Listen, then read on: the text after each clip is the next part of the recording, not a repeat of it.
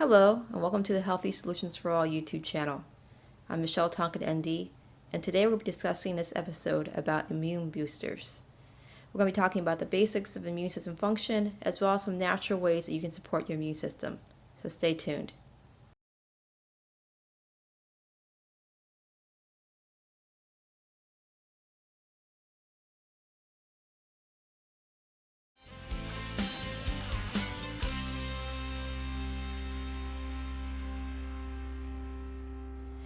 Alright, so here we are again, and what we're talking about today is basically the basics of immune system function, and also not only how it works and functions in your body, but also some natural things that you can take to help support your immune system, which is great for this time of year when there's a lot of colds and flus coming around. So let's get started. So what is the immune system exactly? Well, the definition of immune system is this. The definition of immune system is a condition of being able to resist a particular disease, especially through preventing development of a pathogenic microorganism or by counteracting the effects of its products. So what does that mean for you and me? Well, basically it means this. Your immune system has a twofold function. One is to shield the body against foreign invaders or pathogens, and the next one is to act as a sword to fend these invaders off, basically to go after and attack them.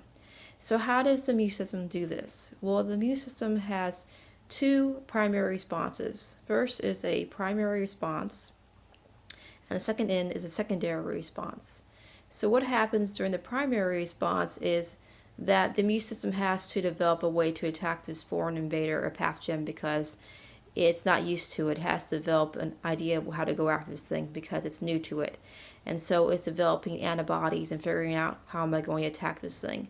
In a secondary response, the immune system has had time to figure out what this thing is, and it knows how to respond from the last time. So it's developed antibodies for it, so it knows what to do. And also the antibodies stick around a little bit longer time in the secondary immune response, just in case the infection decides to come back again, it's ready to go after and attack it. So those are the two primary responses of the immune system. Now, in the immune system, the primary response is located in the thymus and bone marrow. Now, the thymus is located between the sternum and behind the lungs, and basically it reaches maturity in young children. So it reaches maturity in that stage, and it produces T cells, T lymphocytes, which help the body to fend off foreign invaders. So as we reach puberty, the thymus basically starts to shrink and basically disappears over time. And all the T cells that the body needs to produce is produced during childhood. The bone marrow is a soft, spongy tissue found in long bones of the body, and this produces what's known as stem cells. And I know that a lot of you guys are familiar with stem cells for all the exciting research that's coming out. So what is a stem cell? Stem cells are cells that can differentiate into other types of cells and also divide in self-renewal to produce more of the same type of cells. So basically, if the body needs something, a certain cell to attack something, the stem cells basically can produce into that particular cell, and then it can replicate itself. So stem cells are really awesome. So what organs are involved in these responses? Well, the primary organs in the secondary response, because we just did the first one, are going to be the spleen, the lymph nodes, the adenoids, and the Peyer's patches. Now, the spleen's main job is to filter the blood supply of old red blood cells, as well as to capture antigens in the blood. It also filters any stuff in the blood supply that shouldn't be there. So that's the spleen's main job.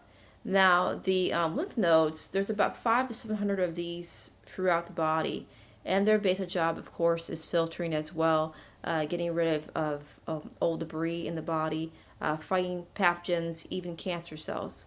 And the lymph nodes are located like in the groin, the throat, the sinuses, under the armpit, and that's basically their job.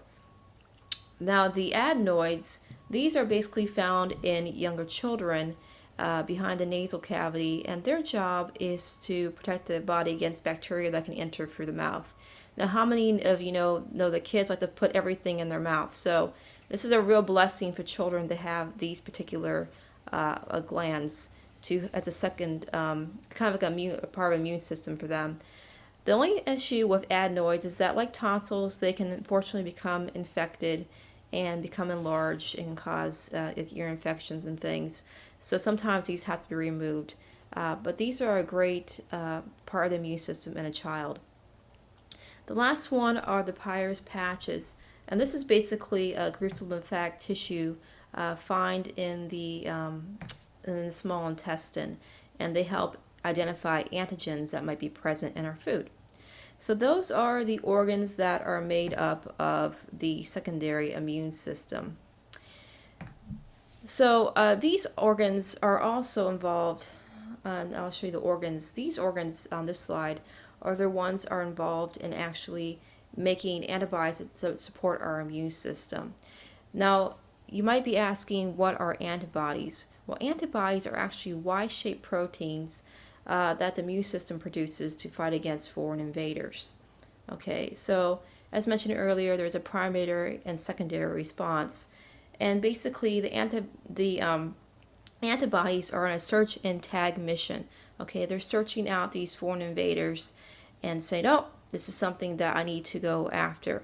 So with each specific antibody, only attaches to one certain invader, and different antibodies are made for different invaders. So that way the immune system knows what it's going after, and it can identify and go after these things. So white blood cells are what make up the immune system, and there are 5 distinct white blood cells, as you can see on this slide right here. There are neutrophils, eosinophils, basophils, monocytes, and lymphocytes, and each one has a specific function in the body. But today, however, we're going to be focusing on lymphocytes. And you can divide lymphocytes into 3 categories: B cells, T cells or T lymphocytes, and NK killer cells. So these are known as the master cells of the body's immune system. And we talked about how they were divided into T cells, B cells, and NK killer cells. For the T cells, they only go after one specific invader, one specific antigen. So each time there is a new invader, a new T cell is produced by the body to go after that specific antigen or invader. And so that's just another wonderful example of our God-given immune system. There are 4 types of actual T cells in the body: memory cell, cytotoxic, helper, and suppressor. Now the memory cells basically kind of remember the infection that was there before, and they are in the body for a little while after the initial infection, just in case the infection decides it wants to come back and wreak havoc. They're there to remember what happened in the past and to go after this infection. The cytotoxic T cells basically attack cells that contain antigens on the surface. So they go ahead and after these infected cells, and they attach themselves to the cells and release toxins. So basically the toxins they release kill these certain cells like cancer cells. The helper cells are the most common of the T lymphocytes, and basically their main job is twofold: is to produce cytokines like interleukins and interferon, and which stimulate the cytotoxic T cells, and macrophages against antigens or invaders. The second function of the helper T cell is basically to stimulate the B lymphocytes to produce antibodies against a specific invader or antigen. The last T cell is a suppressor T cell, and basically its job is to prevent the B or T cells, to turn them off so that they only have a certain extent of damage that they do only onto foreign invaders and not to other parts of the body. That way the body doesn't have an overreactive immune response. So that's what the suppressor cells do. Now the B cells account for about 10 to 15% the total lymphocyte count, and their job is to release antibodies into the bloodstream. And they're not as mobile as T cells, so basically they stay in the lymphatic tissue for a while. They also produce specific antibodies against only one invader at a time. There are two types of B cells. There's a memory cell and plasma. Again, the memory is very similar to the memory T cell, where it stays in tissue for a while, waiting for, in case there's another attack by the antigen, that can go and attack them again. The plasma cell, the difference between this one is it secretes large amounts of antibodies, like millions of them, and they're against a specific antigen, but they only last for about 1 day. So that's the plasma B cell. The B cell produces 5 main antibodies, each with a specific action, as you can see in this slide. So now we're going to talk about NK killer cells, which means natural killer cells. Now the definition of an NK killer cell is this. Natural killer cells, or NK cells, are a type of cytotoxic lymphocyte critical to the innate immune system. The role NK cells play is analogous to that of cytotoxic T cells in the vertebrate adaptive immune response. NK cells provide rapid responses to virus-infected cells, acting around 3 days after infection, and respond to tumor formation. Okay, so these cells are part of our God-given natural defense system. Basically, they're already present, and they're not produced by a specific invader or antigen response. Basically, they naturally live in the body. They consist about 10 to 15% of our circulating lymphocytes and do not have T or B cell markers. Basically, they recognize cells that are covered with antibodies and go after their target. And mainly their targets are viruses and tumor cells. So now we're going to talk about gut and why it's so important to have a healthy healthy gut digestive system. Now, a lot of you heard the quote that 80% of our immune cells are actually in our gut, and you're wondering maybe where this came from. Well, actually, this came from 3 Australian doctors from the University of Melbourne's Department of Anatomy and Cell Biology. They published a paper, and this is what they had to say about the immune system. The 3 detecting systems in the intestine are more extensive than those of any other organ. The enteric nervous system contains on the order of 10 to the 8th power neurons. The gastroenteropancreatic endocrine system uses more than 20 identified hormones, and the gut immune system has 70 to 80% of the body's immune system. So think about it. We're talking about the function of the immune system, how it all operates together. And about 80% of those immune cells are actually in the gut. And so gut health is extremely important if you want to have a healthy immune system. So what are some issues that cause the gut to kind of go awry and cause us health issues? One of the big ones is antibiotics. You know, antibiotics are definitely a blessing in our day and age, but they also can have some issues with people, especially if people are overusing antibiotics, or if you're not replacing good bacteria that antibiotics can destroy. Now, unfortunately, antibiotics are not specific to a type of bacteria. They usually just destroy all the good and bad along with it. And so what happens is that you're left with a vulnerable gut that doesn't have the good bacteria to kind of defend itself against foreign invaders that try to attack the stomach and attack the body in general. So you want to be placing that good bacteria, that probiotics, in your gut so that you have a good balance of 80% good bacteria to 20% bad bacteria. The next thing is sugar. You know, this is a big thing too. Sugar can feed yeast, can feed bacteria, and if it's not a healthy form of sugar, if it's a refined sugar, it can actually become toxic to the body. So we have to be careful what kind of sugar we're putting in our bodies. Of course, the healthy sugars that are found in nature, those are going to actually be good for your body. But the refined sugars, the fast-acting sugars, those can actually be a problem. So you want to be careful of how much sugar you're putting in your body. The next thing is diet. Of course, this is a given. Your diet is essential to your health. What are you eating on a daily basis? Are you consuming a lot of junk food? Are you processed food, refined sugars, refined carbohydrates? Those things on occasion are fine. But for the most part, you want to be looking at a whole foods based diet. And we've talked about this before. It's going to have your lean meats, your whole grains, your vegetables, your fruits, your beans, your nuts and seeds. You want to be staying around the perimeter of the store because that's where most of the stuff is. And avoiding, the things that we like to eat on occasion for the most part that aren't good for you. Now, the nutrients that you're going to be getting are going to be a lot more substantial for your body. You're not going to be as hungry. You're going to notice less cravings. You're going to feel not as cranky or irritable during your day because your blood sugar is going to be staying more stable. And your immune system is going to be a lot better as well.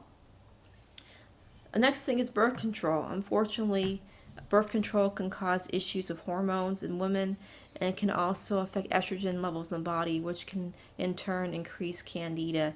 And candida, which naturally lives in the body, can overgrow and cause issues with the gut as well. So be careful with that, and something that you should just be aware of with birth control.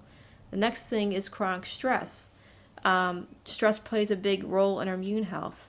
If we're constantly stressed out and anxious and worried, it affects our bodies. Our body has to work overtime with all the added pressure and stress. So find some way to combat that. Maybe for exercise, maybe deep breathing, maybe if you need to go counseling, whatever you need to do to help combat those areas of stress in your life. Maybe you need to say no to some obligations that you don't really need to do in your life, but you're trying to run around and do everything for everybody. Maybe you have to set some boundaries in your life so that you can be healthy yourself. So just some things to think about. So what do we do? What's some natural ways to support the immune system? So these are some great natural immune system support that I think everybody should be aware of. The first one is colostrum. Now, a lot of people are familiar with colostrum as something that the mother gives the baby in the breast milk, and it has the immune support, all the nutrients the baby needs. But as you grow older, you can get colostrum from a different source, and one of the great sources you can get this from is bovine colostrum, which is actually a cow. Now, this type of colostrum is the pre-milk fluid produced from the mammary glands during the first 72 hours after birth. And so what companies do is they allow, of course, the calf to have what it needs, and then they manufacture this colostrum for human consumption because it's very close to what we consume from our own mother. So colostrum has immunoglobulins in there, which supports the immune system. It has amino acids. It has a whole profile of vitamins and minerals and nutrients that our body uses. And it's great for immune system health. It helps support the thymus gland. It helps repair muscle and nerve tissue and bone tissue. I've used this with people with chronic injuries like broken noses, concussions, to knee issues, and I've seen a lot of people get a lot of great healing from it, and also a great immune booster. So colostrum is something to be aware of. The next thing is to look at colloidal silver. Colloidal silver has been around for thousands of years, and it's been known for its antimicrobial properties. They used to use in the Old West. They'd put a silver dollar in the water trough to help combat the antimicrobial because its antimicrobial activity it has. And they also use it in the pre-refrigeration days. They'd stick a silver dollar in milk to keep it from spoiling before refrigeration became available. So silver's been around for a very long time. Now, silver, the kind that we like, is actually from a plant. So this mineral is from a plant, and the plant produces this particular mineral. And silver has antimicrobial properties like antiviral, antibacterial, antiparasitical, and so it's a great thing to have on hand, especially during this cold and flu season when everyone's hacking and coughing around you. I would definitely recommend having this on hand as part of your defense. The next thing is going to be olive leaf extract. And this powerhouse herb has also been around for thousands of years. Olive leaf comes from, of course, the olive tree. It has antibacterial, antiviral, antiparasitical properties to it, also anti-inflammatory. And I use it for people with colds, flus, different health conditions. They even have this available for children. I've seen it do miraculous things in kids. But this particular olive leaf has been tested against numerous types of bacteria and viruses and has proven to basically render or prevent them from reproducing and actually stop them in their tracks.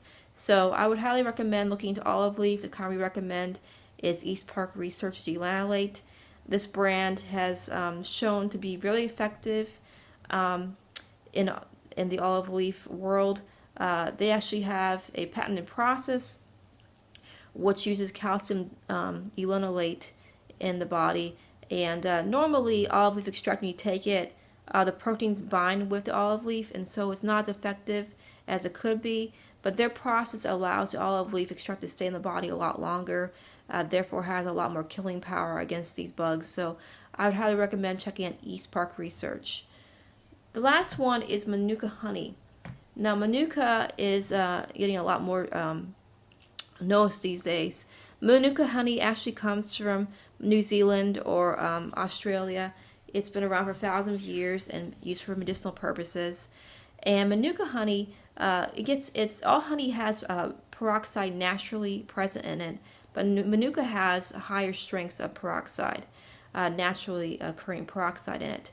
And basically, bees, they pollinate the leaves or the plant of the tea tree, Manuka bush, the tea tree bush, and these have a lot of antiseptic, antibacterial properties in them. So Manuka honey has what's known as UMF factor, which is known as unique Manuka factor in it. And this Manuka factor goes from 10 to 22 plus. And the higher you go in the range is the higher the amount of antibacterial activity that the Manuka has naturally present in it. So people use Manuka for sore throats, strep. They use it for SIBO, which is small intestinal bowel issues with bacteria. They use it for wound care. They use it for MRSA. So Manuka has a lot of different properties and a lot of different benefits. I take it in like a tea, or even just take it off my spoon and take it if I'm starting to feel like a sore throat coming on. And it seems to work really well. So that's something else you should look into to include in your immune system support for this coming year. The last one is probiotics. Now, probiotics, of course, we talked about earlier. Your gut of course, has 80% immune cells, so you need to keep that good bacteria in there. And our gastrointestinal tract houses more than 400 types of microorganisms. And these microorganisms help protect the GI tract from, antigens and invaders who want to get in there. So it's very important that we supplement our diet with probiotics because we don't have them in the soil like we used to due to farming practices. So we need to supplement them through either fermented foods like sauerkraut or kefir or natto, or through a good probiotic like the CP1 custom probiotic that I usually recommend, or another probiotic that is stable, which means it can survive heat in the gut and also doesn't have to be refrigerated all the time. That's the best kind of probiotic. Also, you want to make sure that your probiotic has at least acidophilus and bifidus in it, which are one of the two most beneficial bacteria that is most commonly found in our guts normally. So that's something you want to be checking out when you check out probiotics.